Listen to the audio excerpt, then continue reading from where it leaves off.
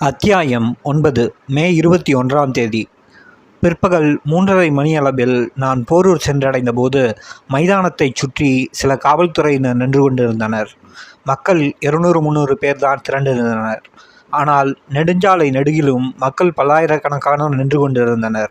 நான் மேடைக்கருகில் சென்றபொழுது ஒரு காவல்துறை அதிகாரி என்னை அணுகி, ராஜீவ்காந்தி வருவது சந்தேகம் என ஒரு செய்தி வந்துள்ளது. இதை ஒரு தகவலுக்காக உங்களுக்கு கூறுகிறேன். எதற்கும் காங்கிரஸ் கட்சியிடமிருந்து அதிகாரப்பூர்வமான தகவல் வருகிற வரையில் நாம் இதை வெளியில் சொல்ல தேவையில்லை என கூறிவிட்டு போனார். சிறிது நேரத்தில் ஆந்திராவில் இருந்து கிளம்ப வேண்டிய அவரது விமானத்தில் கோளாறு என்றும், எனவே அவர் வருவது சந்தேகம்தான் என செய்தி வந்தது. வில்லிவாக்கம் சட்டமன்ற தொகுதிக்கு வேட்பாளராக போட்டியிட்ட INTUC தொழிற்சங்க தலைவரும் காங்கிரஸ் கட்சியின் தலைவர்களில் ஒருவருமான ஜி. காலன் வந்து சேர்ந்தார். அவருக்கும் அதே தகவல் கிடைத்திருக்கின்றது. இது தேர்தல் காலம்தானே, எனவே நாம் ஒலிபெருக்கியை வைத்து மக்களிடம் பேசிக்கொண்டிருப்போம். ஒருவேளை ராஜீவ்காந்தி வரவில்லை என்று உறுதியாகிவிட்டால் நாம் பேசி முடித்த பின்பு அதை கடைசி செய்தியாக சொல்லிவிட்டு கூட்டத்தை கலைத்து விடலாம் என்று நான் யோசனை சொன்னேன். அதன்படியே முதலில் சில நண்பர்களை நமது தேர்தல் அணியை ஆதரித்து பேசுமாறு சொன்னோம். கூட்டத்தில் நான் பேசத் தொடங்கிய போது ராஜீவ்காந்தி சென்னை விமான நிலையத்திற்கு வந்து இறங்கிவிட்டதாகவும் போரூர் கூட்டத்திற்கு நேரடியாக வந்து கொண்டிருப்பதாகவும், எனவே பேச்சை முடித்துவிடாமல் எடுத்துக்கொண்டே இருக்கும்படி ஒரு துண்டுச்சீட்டில் எழுதி என் கையில் திணித்தார்கள். அவர் வரும் செய்தி மகிழ்ச்சியை தந்தது. அவர் வந்து கொண்டிருக்கிறார் என்பதை நான் அறிந்தவுடன் கூட்டம் பெருகத் தொடங்கிவிட்டது. பேசிக்கொண்டிருந்த எனக்கும் சரி, கேட்டுக்கொண்டிருந்த மக்களும் சரி, ராஜீவ்காந்தியை எதிர்பார்க்கும் உணர்வே மேலோங்கி இருந்தது. ஒலிபெருக்கியின் முன் பேசிக்கொண்டிருந்த நான் தண்ணீர் குடிப்பதற்கு நிறுத்துவது போல நிறுத்திவிட்டு சட்டமன்ற வேட்பாளரை அழைத்து கூட்டத்தின் தலைவர், அந்த பகுதியின் காங்கிரஸ் கட்சியின் முக்கிய தலைவர்களை தவிர வேறு யாராக இருந்தாலும் மேடையை விட்டு இறங்கிவிடும்படி கூறினேன். அதேபோல் மாலைகள், துண்டுகள் அணிவதையும் நாம் அனுமதித்த பிறகுதான் மாலையிட விரும்புவோர் மேடையில் ஏற முடியும் என்பதையும் அறிவித்துவிட்டேன். மேடைக்கு அருகில் சில காங்கிரஸ் கட்சி நண்பர்கள் அவர்களை மேடையை விட்டு இறக்கியதை கண்டித்தும், ஒரு கம்யூனிஸ்டை உள்ளே விட்டால் நாம் அனைவரையும் மேடையை விட்டு துரத்தி விட்டான் பார் என்று திட்டிக் கொண்டிருந்தார்கள். அவை நன்றாகவே என் காதில் விழுந்தன.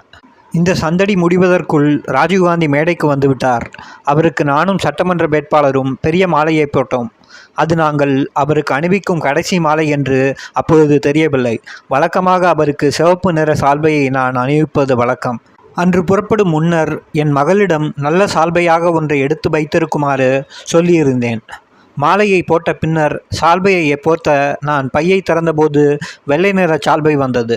பையை மாறிவிட்டதா என ஒரு நொடி திகைத்தேன். விசாரிக்க, சோதிக்க அது நேரமல்ல. எனவே வெள்ளை நிற சால்வையை பொருத்தினேன். உடனே ராஜீவ்காந்தி, உங்கள் சிவப்பு நிற சால்வை என்ன ஆயிற்று என்று கேட்டார். அதற்குள் ராஜீவ்காந்தியிடம் சால்வையை கேட்டு பல பெண்கள் மேடைக்கு அருகே கையை நீட்டினார்கள். முன்னால் இருந்த ஒரு அம்மையாரிடம் அந்த சால்வையை கொடுத்து விட்டார். நீங்கள் களைப்பாக இருப்பது போல தெரிகிறது. இங்கு தேர்தல் நிலைமை நமக்கு சாதகமாகத்தான் இருக்கிறது. நீங்கள் இந்த சுற்றுப்பயணத்தை தவிர்த்து இருக்கலாமே என்றேன். தமிழ்நாட்டுக்கு வருவதென்றால் மகிழ்ச்சி தானே, ஏன் நான் வந்தது பிடிக்கவில்லையா என்றார். அப்படி சொல்லவேனா, 1000 முறை வாருங்கள், இங்கேயே தங்கிவிடுங்கள், தேர்தல் பிரச்சாரத்திற்கு அவசியமில்லை என்று மீண்டும் கூறினேன். இதற்கிடையில் மாலை அணிவிப்பு படலம் முடிந்து அவர் சுருக்கமாக பேசினார். நான் மொழிபெயர்த்தேன். மேடையை விட்டு இறங்கும்போது என் கையை பிடித்து இழுத்து கொண்டே இறங்கிவிட்டார். தன் காரில் தன் அருகில் உட்கார வற்புறுத்தினார். காரின் பின்பக்கம் 3 பெண்கள் இருப்பதை கண்டவுடன், நீங்கள் முன்னிருக்கையில் இருங்கள், நான் பின்னிருக்கையில் அவர்களுடன் இருக்கிறேன் என கூறிக்கொண்டே பின்னிருக்கையில் இடதுபுறம் ஓரமாக உட்கார்ந்தேன். வலது ஓரத்தில் மரகதம் சந்திரசேகரும் அவரை அடுத்து எனக்கு அறிமுகமில்லாத 2 பெண்களும் இருந்தனர். பின்னிருக்கையில் இருந்த என் பக்கமாக ராஜீவ்காந்தி பார்த்தபடி பேச்சை தொடங்கினார். பக்கத்தில் இருந்த பெண்கள், எங்கள் கேள்விக்கான பதிலை முடித்து விடுங்கள் என்றார்கள். அப்பொழுதுதான் அவர்கள் இருவரும் பத்திரிகை நிருபர்கள் என ராஜீவ்காந்தி அறிமுகம் செய்தார். அவர்களது பேட்டி முடியாமல் தொடர்ந்து கொண்டிருந்தது. என் பக்கமாக திரும்பிய ராஜீவ்காந்தி, உங்கள் தொகுதியில் தேர்தல் வெற்றி வாய்ப்பு எப்படி இருக்கிறது என கேட்டார். வாய்ப்பு நன்றாகவே உள்ளது. தமிழ்நாடு பூராவிலும் பொதுவாக அதுவே நிலை என்றேன். உங்கள் தொகுதியிலும் வெற்றி வாய்ப்பு உறுதி என்று மீண்டும் கேட்டார். ஆமாம் என்றேன். சில மாநிலங்களிலிருந்து வரும் பதில்கள் உற்சாகம் தருவதாக இல்லை என்று கூறினார். அதற்குள் நிருபர்கள் தங்கள் வேலையை தொடங்கிவிட்டார்கள். தேர்தலுக்கு பிறகு தங்கள் அமைக்கப் போகும் மந்திரி சபை எத்தகையதாக இருக்கும்? எப்படிப்பட்டவர்களை மந்திரி சபையில் சேர்த்து கொள்வீர்கள்? மடக்கி மடக்கி அவர்கள் மந்திரி சபை பற்றியே கேட்டுக்கொண்டிருந்தனர். மந்திரி சபை சம்பந்தமாக நான் எதுவுமே சிந்திக்கவில்லை. தேர்தல் முடியட்டும், பிறகு யோசிப்போம் என கூறினார். அவர்கள் விட்டபாடாக இல்லை. அரசு அமைக்கும் வாய்ப்பு கிடைத்தால் எத்தகைய மந்திரிகளை தேர்ந்தெடுப்பீர்கள்? அதன் நோக்கம் எப்படி இருக்கும் என மீண்டும் அதை பற்றியே கேட்டனர். ஏழ்மையை ஒழிப்பதை முதற்கடமையாக கொண்ட ஒரு மந்திரி சபைதான் இனி அமைய வேண்டும். ஆனால் நபர்களை பற்றி நான் ஒன்றும் யோசிக்கவில்லை. தேர்தல் முடியட்டும், பார்க்கலாம் என்றார். இவ்வாறு பேசிக்கொண்டு கார் நகர்ந்து கொண்டிருந்த போது எங்களிடம் பேசிக்கொண்டிருக்கும் போதே பக்கவாட்டில் இருந்த கண்ணாடியை திரண்டு கொண்டு சாலையோரம் நின்ற மக்களுக்கு கைகளை ஆட்டி அசைப்பதும் சில இடங்களில் துண்டுகளையும் சால்வையையும் வீசி எறிந்து கொண்டு வந்தார். சிலர் உற்சாக மிகுதியால் காருக்கருகில் ஓடி வந்து அவரது கையை தொட முயன்றனர். இதை கண்ட நானும் மரகதம் சந்திரசேகரும் ஏக காலத்தில் அவ்வாறு செய்ய வேண்டாம் என கேட்டுக்கொண்டோம். யாராவது கையை பிடித்து தொங்கிவிட்டால் உங்களுக்கு காயம் கடக்கூடும், அல்லது அவர்கள் விழுந்து அடிபட நேரிடலாம் என்று மரகதம் சந்திரசேகர் சத்தமாகவே சொன்னார். அதைத் தொடர்ந்து மேடைக்கு போன பிறகு துண்டுகளை வேண்டுமானால் வாரி வழங்குங்கள், இப்படி செய்வது ஆபத்து என்று நான் எச்சரித்தேன். எங்கள் பக்கம் திரும்பி சிரித்தாரை ஒழிய பதில் எதுவும் சொல்லவில்லை. நிருபர்களை பொறுத்த வரையில் அந்த சம்பவம் எங்களது உரையாடல் ஆகிய எதையும் பொருட்படுத்தாமல் தேர்தல் சம்பந்தமாகவும் வர இருக்கின்ற மந்திரி சபை பற்றியுமே மடக்கி மடக்கி வெவ்வேறு கோணங்களில் கேள்விகளை அடுக்கி கொண்டே இருந்தனர். அவர்களது நச்சரிப்பு எனக்கு கொஞ்சம் எரிச்சலூட்டியது. இருந்தாலும் எவ்வித பதற்றமும் இன்றி ராஜீவ்காந்தி பிடிகொடுக்காமல் பதில் சொல்லி கொண்டே இருந்தார். இதற்குள் நாங்கள் சென்ற வண்டி பூந்தமல்லி அமைக்கப்பட்டிருந்த தேர்தல் பிரச்சார மேடையை நெருங்கிவிட்டது. பூந்தமல்லியில் அமைக்கப்பட்டிருந்த மேடையில் ஏராளமான பேர் நெருக்கியடித்து கொண்டு நின்று கொண்டிருந்தனர். மேடையில் ஏறும் பொழுதே நான் ஒரு சில வரிகள் தான் பேசுவேன், நீங்கள் சுருக்கமாக மொழிபெயர்த்து விடுங்கள் என்று கூறிக்கொண்டே மேடையில் ஏறினார். மாலை போட வேண்டியவர்கள் நெருக்கியடித்து கொண்டு முந்தி வந்தனர். சந்தடிஸ் அதிகமாக இருந்தது. மேடை ஒழுங்காக அமையவில்லை. ஒரு சில வரிகளை பேசிவிட்டு ராஜீவ் இறங்கிவிட்டார். மேடையை விட்டு இறங்கியவுடன் வாழப்பாடி ராமமூர்த்தியை அழைத்தார். அவரை முன்னாள் காரில் சென்று திருப்பரம்புத்தூரில் மேடையில் அதிக ஆட்கள் இல்லாமல் பார்த்து கொள்ளுங்கள் என கூறி அனுப்பிவிட்டார். அதை தொடர்ந்து எங்களுக்கு முன் சென்ற ஜீப்பில் வாழப்பாடி ராமமூர்த்தி நின்று கொண்டே கூட்டத்தை விலக்கி கொண்டு சைகை காட்டிக்கொண்டே வேகமாக எங்களுக்கு முன் பயணமானார். அவரை தொடர்ந்து பூந்தமல்லி விட்டு திருப்பரம்புத்தூர் எனும் படுகளம் நோக்கி எங்கள் வண்டி புறப்பட்டது. மீண்டும் நிருபர்கள் கேள்விகளை கேட்கத் தொடங்கினார்கள். ராஜீவ்காந்தி, நீங்கள் கேள்வி கேட்கவும் ரொம்ப நேரம் அவகாசம் இருக்கிறது, அதைவிட மந்திரி சபைக்கும் அவகாசம் இருக்கிறது, எனவே அதை விடுத்து வேறு எதையாவது கேளுங்கள் என்றார். ஒரு நிருபர், உத்தரப்பிரதேசத்தில் உங்களது கட்சி பெரும் தோல்வியை சந்திக்கும் போல தெரிகிறது, எனவே எந்த மாநிலத்தில் வெற்றி பெற்று அதை ஈடு செய்ய போகிறீர்கள் என்று கேட்டார். தேர்தல் முடிவு அறிவிக்கப்பட்டவுடன் இதற்கு பதில் கிடைத்துவிடும் என்று சொல்லிவிட்டு சிரித்தார். இன்னொரு நிருபர் மீண்டும், பெரும்பான்மை பெறாமல் எதிர்க்கட்சி நிலைக்கு தள்ளப்பட்டால் என்ன செய்வீர்கள் என்று கேட்டார். அதற்கு ராஜீவ்காந்தி, ஜனநாயக நாட்டில் ஒரு பொறுப்புள்ள கட்சி மக்களின் தீர்ப்புக்கேற்ப ஆட்சி பொறுப்பு ஏற்கவோ அல்லது எதிர்க்கட்சியாக இருந்து பணியாற்றவோ எப்பொழுதும் தயாராக இருக்க வேண்டும். எனவே மக்களின் தீர்ப்பு எதுவோ அதற்கேற்ப நடந்து கொள்வோம் என்றார். நிருபர்கள் சோனியா காந்தி பற்றியும் பிரியங்காவை பற்றியும் ஏதோ ஒரு கேள்வியை கேட்கத் தொடங்கினார்கள். ஆனால் அந்த கேள்வி முற்றி பெறுவதற்கு முன்னர் கார் நின்றது. ராஜீவ்காந்தி பதிலேதும் கூறாமல் இறங்கிவிட்டார். எங்களை காரை விட்டு இறங்க வேண்டாம் என கூறிவிட்டு அவர் மட்டும் இறங்கி சென்றார். நான் காரில் இருந்தவாறே அவர் மட்டும் இறங்கி போவது ஏன் என்று பார்த்தேன். அங்கே ஒரு பெருங்கூட்டம் இந்திரா காந்தியின் சிலையை சுற்றி நின்று கொண்டிருந்தது. அதற்கு மாலை அணிவித்துவிட்டு ராஜீவ்காந்தி திரும்பி வந்தார். மீண்டும் காரில் ஏறும்போது, கூட்டம் நடக்கிற இடத்திற்கு வந்துவிட்டோமோ, இனி அருகில் இருப்பதாகத்தான் சொன்னார்கள் என்று சொல்லிக்கொண்டே ஏறினார். மீண்டும் கண்ணாடி கதவை இறக்கிவிட்டு துண்டுகளையும் சால்வைகளையும் எரியத் தொடங்கினார். மீண்டும் தடுக்க முயன்றேன். ஆனால் என் முயற்சி வெற்றி பெறவில்லை. சில மணித்துளிகளுக்குள் மைதான மேடைக்கு செல்லும் வழியில் காரை திடீரென நிறுத்திவிட்டு ராஜீவ்காந்தி இறங்கி போனார். நேராக மேடைக்கு போகலாம், இப்படி கண்ட இடத்தில் இறங்க வேண்டாம் என்று சொன்னேன். அவ்வாறு சொல்லும்போது ஒரு பெரும் விபத்தை நோக்கி நாங்கள் நடந்து கொண்டிருக்கிறோம் என்று எனக்கு தெரியாது. நேரத்தை வீணடிக்காமல் அவரை மேடைக்கு கொண்டு சென்றுவிட வேண்டும் என்ற உணர்வுடன் தான் பேசினேன். ஆபத்து பற்றி கிஞ்சித்தும் நான் எதிர்பார்க்கவில்லை. அத்தகைய நினைப்பே இல்லை. மரகதம் சந்திரசேகரும் நேராக மேடைக்கு போகலாம் என்று வேண்டினார்.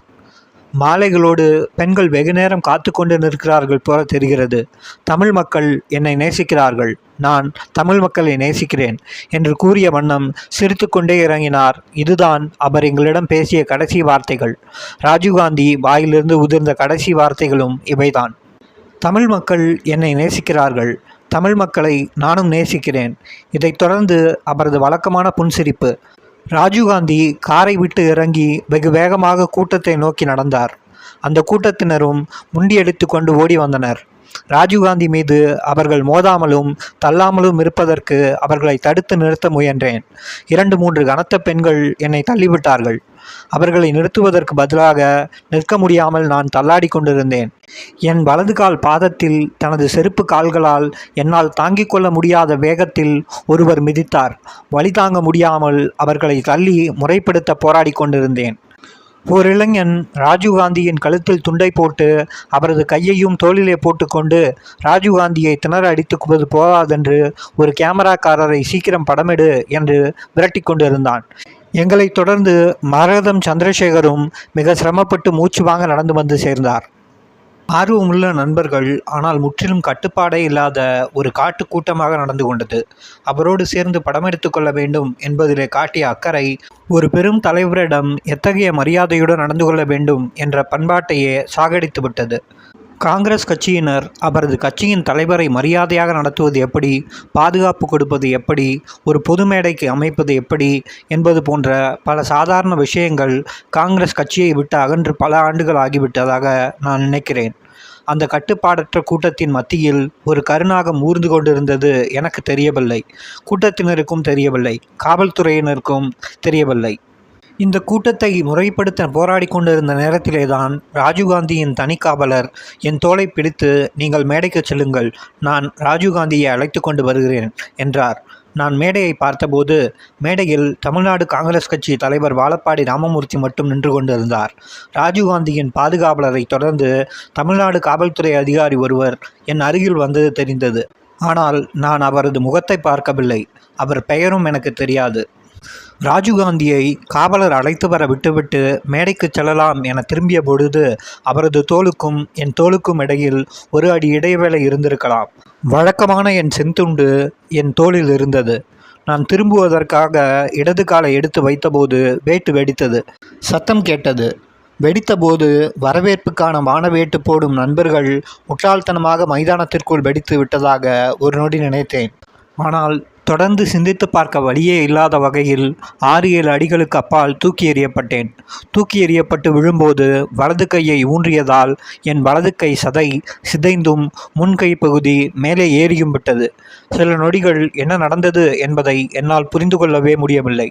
ஒரு தீப்பந்தம் எழுந்ததையும் வெடி சத்தம் கேட்டதையும் உணர்ந்தேன்.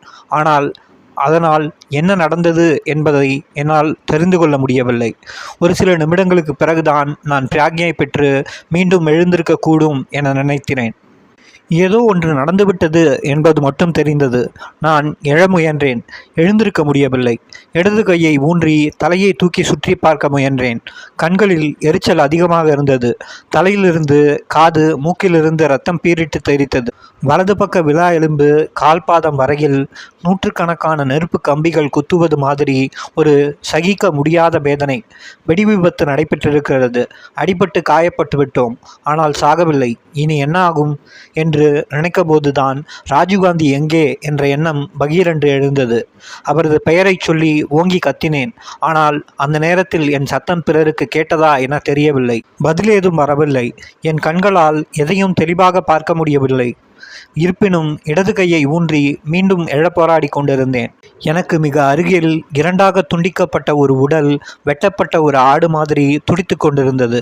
சற்று தொலைவில் ஒருவர் ஐயோ என்னை காப்பாற்றுங்கள் என்று கத்துவது கேட்டது. முகத்தில் இரத்தத்தை கையால் துடைத்து கொண்டு பார்க்க முயன்றபோது பல உடல்கள் துள்ளிக்கொண்டும் பலர் மரண பீதியில் அலறிக்கொண்டிருப்பதும் தெரிந்தது. ஒரு பயங்கரமான ரணகளத்தில் பலர் உயிரை இழந்தும் பலர் உயிருக்கு போராடி கொண்டிருந்த போது எப்படி எழுவது என்பது பற்றி நான் யோசித்து கொண்டிருந்தேன். ராஜீவ்காந்தியை தேட வேண்டும் என விரும்பினேன். ஆனால் எழுவது முடியவில்லை, நகரவும் முடியவில்லை, சரியாக பார்க்கவும் முடியவில்லை.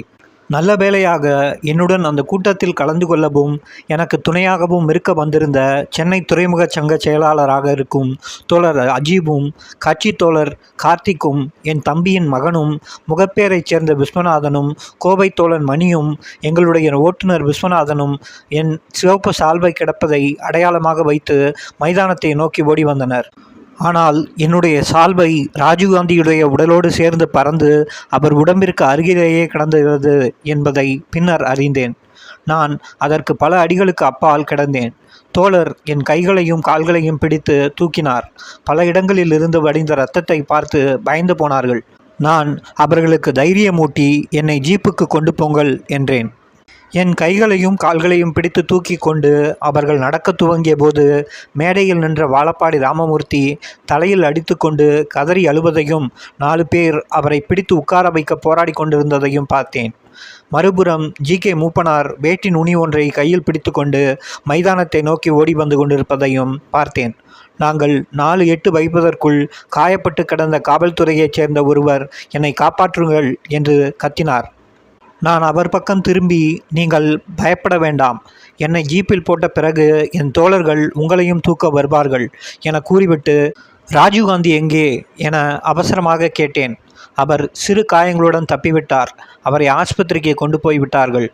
உங்களையும் ஆஸ்பத்திரிக்கு போகச் சொல்லி இருக்கிறார் என்று ஒருவர் மாறி ஒருவராக 4வரும் சொன்னதை நான் நம்பிவிட்டேன். அந்த நேரத்தில் அவர் அப்படி தப்பியிருக்க வேண்டும் என நம்புவதற்கே என் மனம் விரும்பியது. அந்த நேரத்தில் அவரது சாவை பற்றிய செய்தியை கேட்கவோ நம்பவோ என் மனம் தயாராக இல்லை. ஆனால் என் தோழர்கள் சொன்ன பதில் சாமர்த்தியமான, சமயோஜிதமான, கெட்டிகாரத்தனமான பொய் என்பதை பின்னரே தெரிந்து கொண்டேன். ஜீப்பில் என்னை போட்டவுடன் வண்டியை வேகமாக எடுக்க டிரைவர் முயன்றார். நான் அவரை தடுத்து நிறுத்தி நாம் விட்டுவிட்டு வந்த காவல்துறைக்காரரை மீண்டும் தூக்கி வரும்படி சொன்னேன்.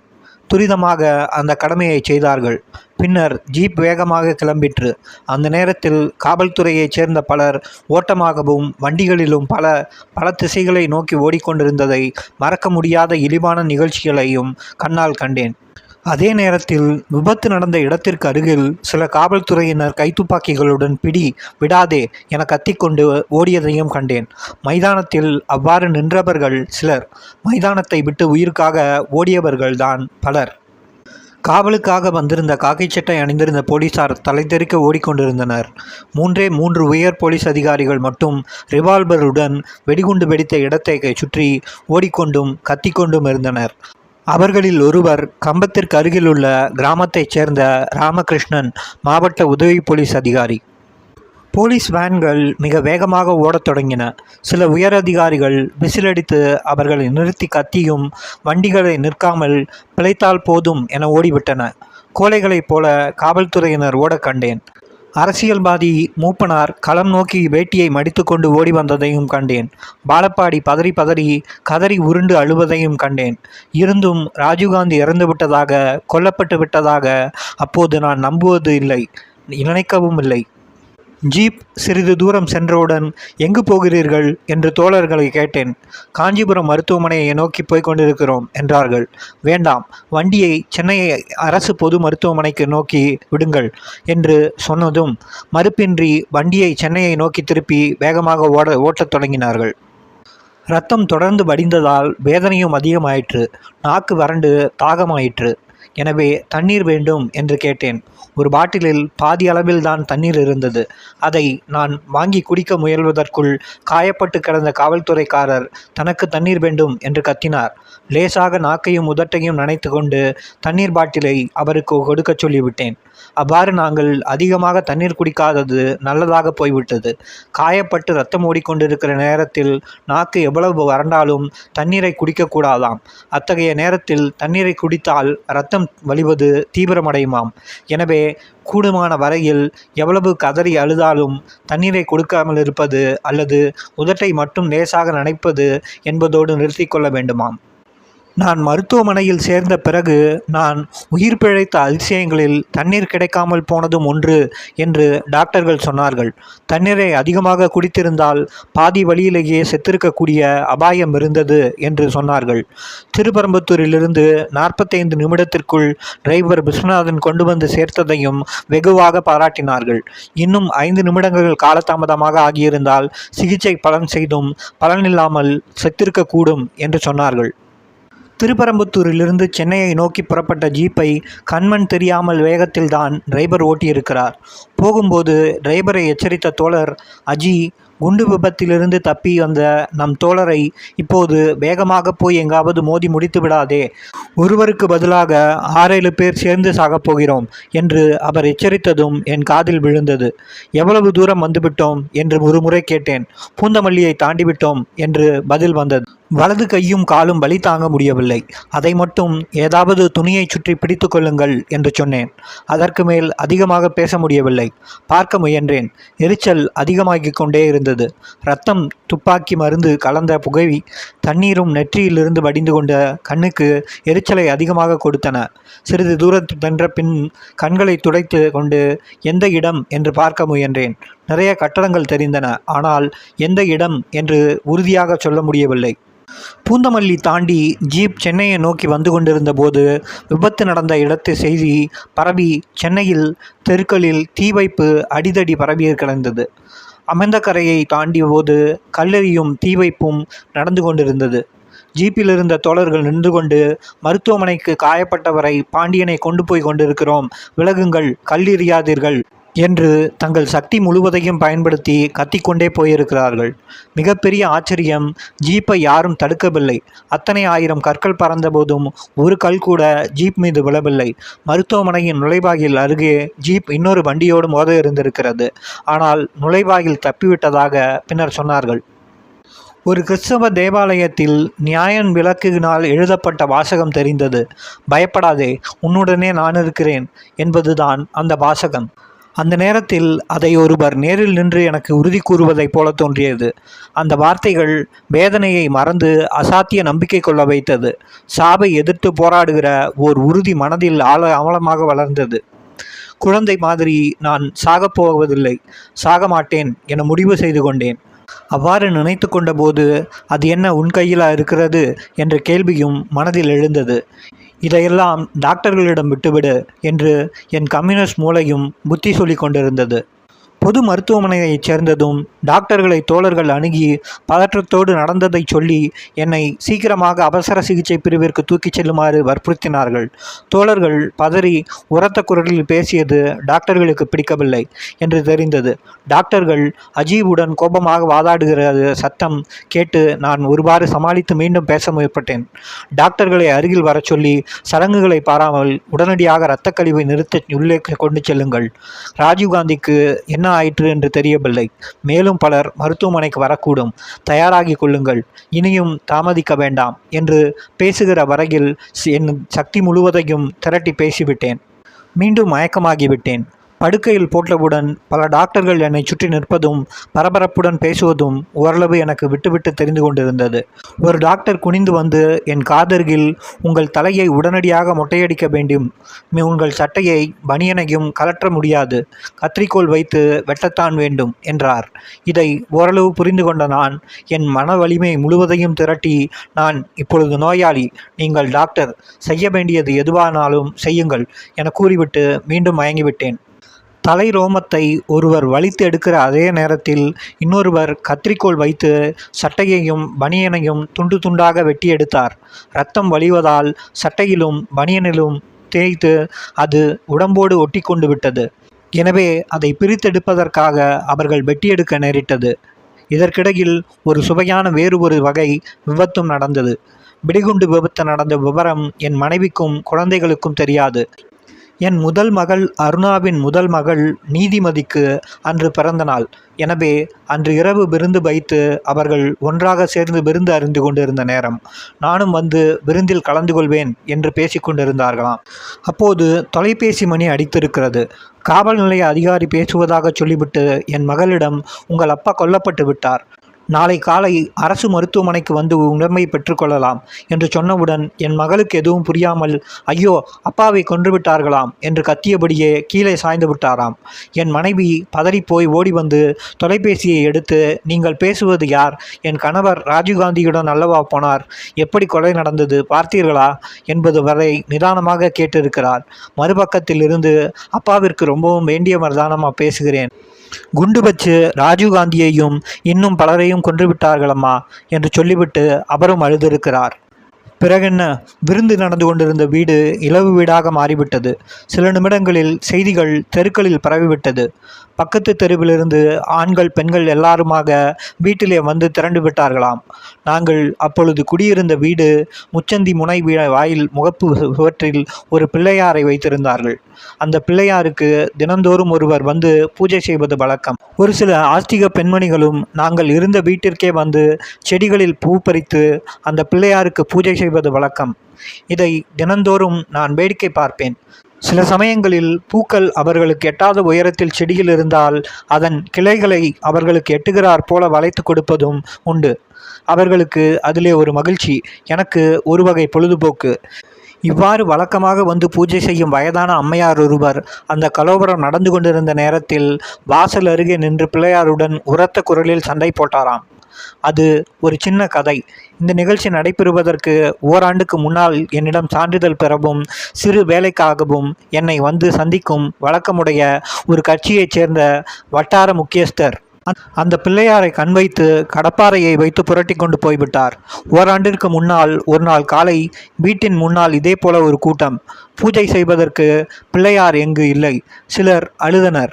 அதை திருப்பி கொண்டு வர முயல்கிறேன் அல்லது வீட்டுக்காரரிடம் சொல்லி புதிதாக வைத்து விடலாம் என கூறினேன். ஒருவாறு ஆறுதல் அடைந்து சென்றனர். ஆனால் அதை காவல்துறையினர் தேடி கண்டுபிடிக்க பல மாதங்கள் ஆகிவிட்டன.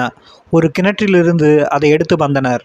எடுத்த பிரமுகரையும் கையோடு கொண்டு வந்து என்னிடம் அறிமுகம் செய்தனர். நான் திருடிய பிரமுகரை கண்டு அதிர்ச்சி அடைந்தேன். ஆனால் அடிக்க வேண்டும் போல இருந்தது. அதைத்தான் காவல்துறை செய்திருக்குமே என விட்டுவிட்டேன். திருடியவன் கொஞ்சம் கூட கூசாமல் ஒரு விளக்கம் சொன்னான். 3 தெருக்கள் கூடும் இடத்தில் கட்டப்படும் வீடுகளின் முன்னால் கட்டாயம் பிள்ளையாரை வைக்க வேண்டுமாம். அது சாஸ்திரமாம். அந்த பிள்ளையாரை கடையில் வாங்கி வைத்தால் சக்தி இருக்காதாம். எங்காவது வீட்டில் இருப்பதை திருடி வைத்தால்தான் சக்தி உண்டு என்று சொன்னதால் நாங்கள் வீட்டில் இல்லாதிருந்த நேரம் பார்த்து கிளப்பி கொண்டு போய்விட்டாராம். இத்தனையும் நடந்த பிறகு அந்த ஆள் மீது வழக்கு பதிவு செய்யாமல் விட்டுவிட பெரும் பாடுபட வேண்டியதாகிவிட்டது. அவர் அந்த கட்சியின் வேட்டி துண்டுடன் தான் நடமாடிக்கொண்டிருக்கிறார்.